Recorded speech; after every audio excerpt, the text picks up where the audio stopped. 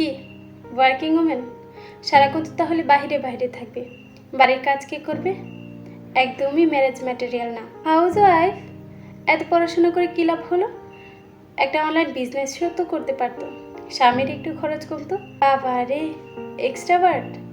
এদের একটাই সমস্যা, এসেই স্বাধীনতা চাইবে, শেষমেশ কিন্তু ডিভোর্সই হয়। ইন্ট্রোভার্ট? ইন্ট্রোভার্ট আবার কি? বড় আনসোশ্যাল, মিলেমিশে থাকতে পারে না, অদ্ভুত। লোকজন কি বলবে? ওমা, মেয়ে তো দেখে সাজগোজ পছন্দ করে, সব টাকা নিশ্চয়ই পার্লারেই খরচ করবে। একদমই প্রেজেন্টেবল না। ইস, কি করেছিস চেহারা, নিজেকে একটু মেনটেনও করতে পারিস না। এই যুগে এত সিম্পল হলে চলে কি? পারফেক্ট মেয়ে খুঁজছেন? আসলে পারফেক্ট বলতে কিছু হয় না, উই অল আর ইউনিক। সত্যি বলতে সমাজের চোখে সেরা হওয়ার কোনো দরকার নেই। সমাজের চোখে সেরা না হয়ে আমাদের উচিত আমাদের নিজস্ব সত্তাকে আবিষ্কার করা।